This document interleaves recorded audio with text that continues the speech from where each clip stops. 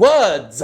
We're talking about words and how we approach those words and what those words mean and the history those words carry and why they mean what they mean. Now, none of this is me saying that we have to define certain words as thus. I am not saying that you all have to follow me on this little journey I've taken linguistically, where there are certain words, or in this case one certain word, that I do not use. You do not have to agree. If you do, terrific, come on board, don't use the word either. If you don't, keep using the word. But if you do disagree with me, bear in mind, right, that I've got a little Ekans. Just if you find none of my arguments convincing, I've got a little Ekans. What have you got? Even more important than that, my Ekans can shoot lasers! Laser, laser, laser, laser, laser, laser, laser, laser. Rezzle. They're called rezzles when they come out of an Ekans. What? I don't like the word consumer. I don't like how it sounds, I don't like what it implies, I don't like the way it has been deployed. Those who pay attention to my work may have noticed my reluctance to ever say that word growing to the point where, maybe barring a few occasional slip-ups, I haven't used the word consumer to refer to the video game buying public in what may very well be years. I certainly grew a distaste for the word maybe 5 or so years back, and have ramped down my usage of the term in videos to the point where I practically refuse to say it when referencing any of you watching this, myself as a video game purchaser, and really anyone in the customer end of the video game market. As you may have just noticed, I prefer the word customer over consumer. I'll also use terms such as end user or audience, anything other than consumer. The word consumer is a very important one in video game discourse. Arguments over microtransactions and loot boxes are often framed from the perspective of consumer rights, and popular online figures who rail against them have often been heralded as consumer advocates. AAA game publisher executives love the word consumer, they say it all the fucking time, favouring the term over any other when discussing those who purchase their garbage. But me? I don't like the word consumer. This is a very personal preference, and to some it may seem like splitting hairs. To those people, well, I can't honestly say they're wrong. They're right, it is basically splitting hairs, but today I thought it would be at least entertaining to explain why I spurn the word consumer. Today, the word consumer and customer are interchangeable, referring to those who purchase goods and access to entertainment mediums. Consumer, however, has more than one meaning, and hasn't always had the most positive of associations. By its original definition, the word consume means to ingest, to eat up, to use as a resource in such a way that it cannot be reused. We consume food, cars consume gas. Originally, the word as it referred to people was not at all complimentary. According to The Atlantic, the word entered the French lexicon as early as the 12th century, derived from the Latin word consumer and referring specifically to the using up of valuable resources like food and candles. Another Latin word, consumer, meaning it is finished, is thought to have influenced the word consumer too, and it became associated with wasting away, with using something up to the point of it being, well, finished. This is why tuberculosis was called the consumption in ye olde days, as it was seen to waste the human body into nothingness, to indeed consume it. In the 15th century, a consumer was somebody who squandered resources, who wasted goods, who destroyed the exchangeable value of a commodity by using it. It was not considered a good thing to be. Of course, these days, for better or worse, extravagance and decadence are pretty much championed. Wealth is broadcast in the purchase of designer labels, fancy cars, massive televisions. People love to read stories about the latest massive mansion a celebrity bought. And now, of course, billionaires exist. Yay! The squandering and waste of resources is no longer a societal taboo, but an active part of the capitalist machine. For example, an estimated 50% of produce in America is wasted, even as people within its borders starve. Unsold or uneaten food, rather than going to poor families that could use it, finds itself dumped in landfills to rot. More than $160 billion in food is said to be wasted each year, which is at the customer end as well as the corporate end. There's plenty of blame to go around there. Basically, pretty much all of us fit the 15th century definition of the term consumer, never mind the modern definition. But language changes, and just because consumer had a more negative connotation centuries ago, that doesn't mean it should necessarily have one now.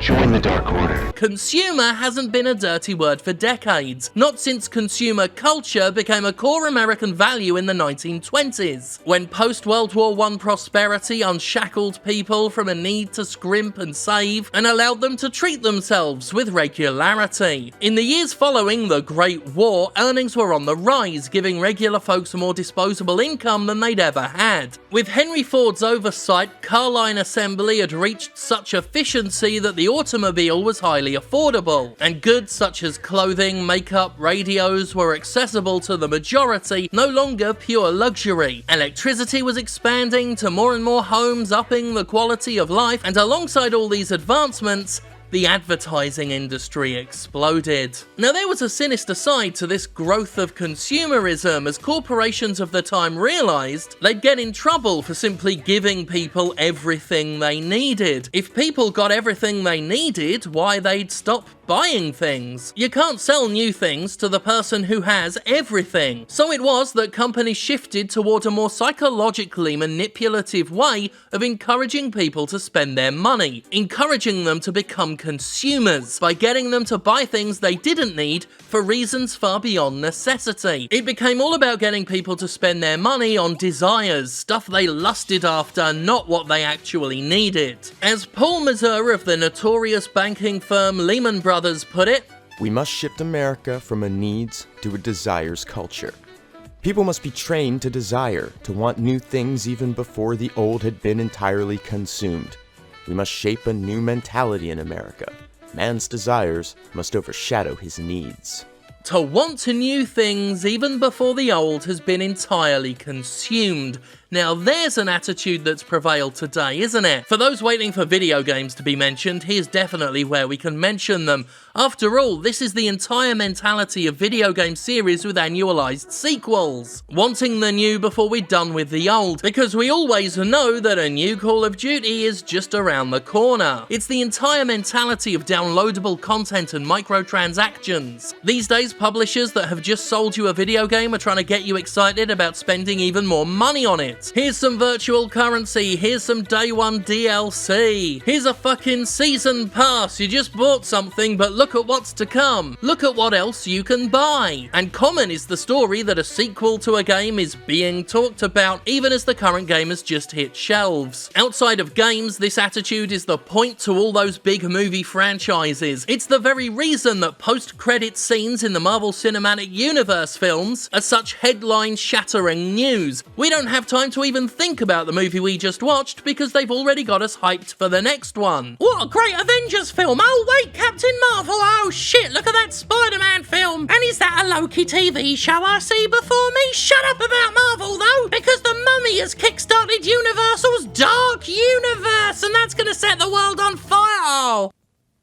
Oh yeah. I don't judge anybody for spending their disposable income on nonsense. Have you seen my Boglin collection? I buy total fucking absurdity that I don't need all the time. But the rise of consumer culture goes hand in hand with the rise of consumer manipulation, of the psychological tricks and scams that have lasted to this day and continue to hoodwink cash out of all of us. Arguably, the forefather of this trickery was Edward Bernays, an advertiser and propagandist, same thing, who who pioneered marketing aimed at desires over requirements. The classic image of the insecure man buying a car to feel better about his sexual shortcomings has been attributed to Bernays, who claimed to have first contrived the idea of vehicles as sexual status indicators. He turned smoking into a feminist cause, calling cigarettes torches of freedom and encouraging women to smoke as a challenge to male authority. Product placement and celebrity endorsements all arose at this time. Anything and everything to make people think what they wanted was what they needed. Shut up and take my money, indeed. An American journalist wrote in 1927, "A change has come over our democracy.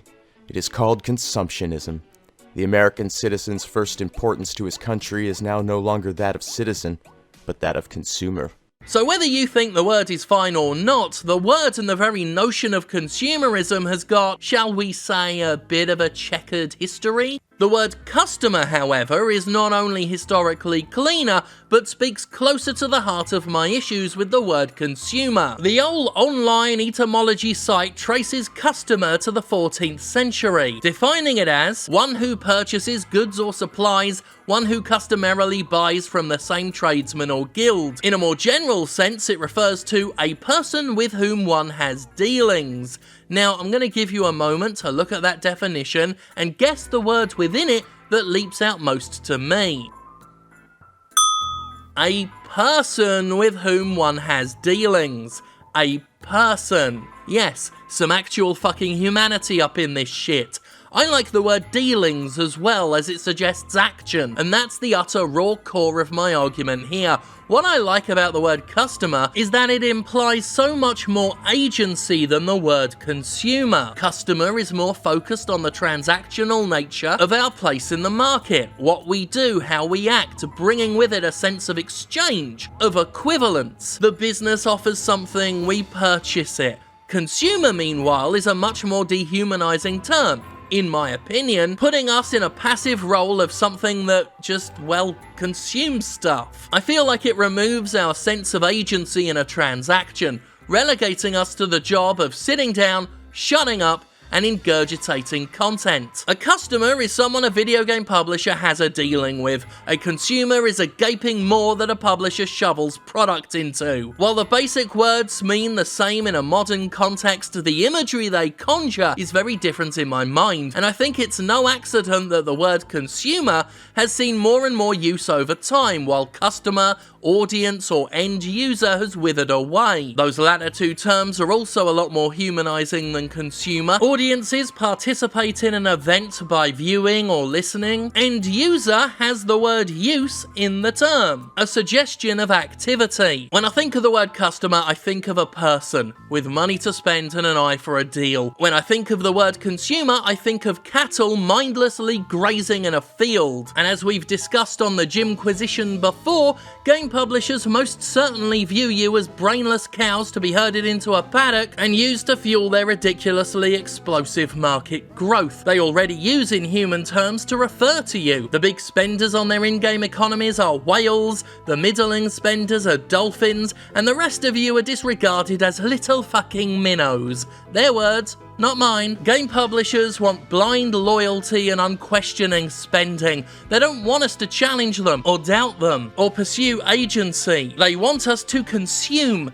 to open up and gobble down. Why do you think that so many game companies claim, erroneously, that their games aren't political and aren't trying to say anything? Because a game with something to say encourages thought, it opens a dialogue, it creates an opportunity to challenge, and that doesn't gel with what they want their consumers to do, which is to buy new product and get excited for next product. There's simply no time to have a political discussion about Tom Clancy's The Division 2, not when Tom Clancy's The Ghost Rig Point Breakdown is coming oh so very soon. Sit down, shut up, consume, obey. The power of the word consumer is not lost on politicians, since we brought politics up. In researching for this video, I stumbled on an interesting article that talks about how politics is supplanting the word citizen with consumer, and as I read it, to my surprise, I found evidence gelling with my suggestion that the word consumer, like a shield in Bloodborne, engenders passivity. The word citizen is being replaced by consumer to reduce a sense of agency, very much like I feel it is in the marketplace. Studies suggest that when people view themselves as citizens, they have a greater sense of social responsibility and influence. When they view themselves as consumers, they feel more self-centered and less involved. Your job as an American citizen requires that you fulfill key democratic norms, such as being informed, deliberating about political issues, and participating in civic and political life, argues Josh Pasek, assistant professor of communication studies at the University of Michigan. As an American consumer, your actions are relevant only to the extent that they respond to economic incentives. The responsibility to be engaged and participatory is not your own, but instead depends on a system that is oriented to bring you in. While the difference between citizen and consumer is much vaster than customer and consumer, the situation aptly demonstrates that words are powerful, and even when different words mean the same thing, as in the modern case with customer and consumer, the history they carry, the imagery they evoke, can subtly shape the way we see ourselves and the world around us. The words we choose have distinct contexts beyond their baseline definitions, and their usage is more deliberate than incidental. So I don't like the word consumer. I don't like how it sounds, I don't like what it implies, I don't like the way it has been deployed, so I do not use it. And now, despite the fact none of you fucking asked, you know why. And I told him we're both gonna die down here. So anyway, that was today's episode. I hope you liked it. If you do like the Jimquisition and what we do here, maybe you would consider supporting it on Patreon, which I am going to mention a little bit more than I usually do, because when it turns out when you mention the Patreon, people actually know it's there. So anything ad-free that is under the Jimquisition banner is supported on Patreon, which you can, put some money on if you want. You don't have to. You're still going to see this video anyway. This entire show is funded purely by belief, which is gratifying and horrifying. So there you go. You will never see ads on the Jimquisition unless some corporation claims it and slaps them on. You will never see sponsorships on the Jimquisition either. Very much against doing sponsored content within the video. You are a loser. You are a failure. You are the forgotten and the lost. And if that sounds like you, well, I have some good news. Wondrous news indeed, for you see, you do not have to be a loser. You do not have to be a failure. You do not have to be swept aside with society's detritus. You have a place in the grand scheme of things. All you have to do is stop your life from being a maelstrom of confusion and fear and bring a little order into proceedings. A new order. A dark order. Dark because the spotlights of society were never meant to shine upon you, and yet, with a new family by your side, a place where you will be valued and heard and seen, you can force those lights to look at you or smash every bulb and bring the world around you into the dark order.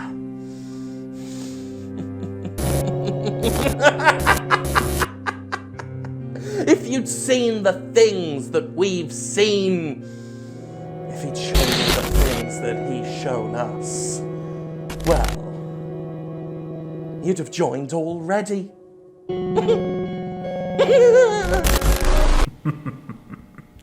And thank God for me.